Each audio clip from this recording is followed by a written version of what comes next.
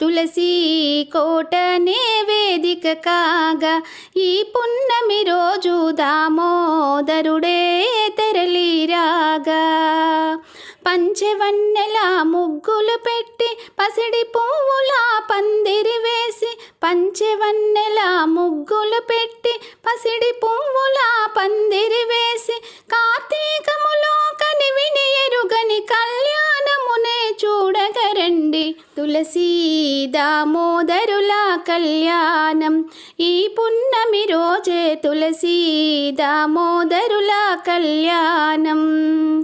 చూసిన వారికి చూసిన ఫలములు నోచిన వారికి నోచిన వరములు తులసి దామోదరుల కళ్యాణం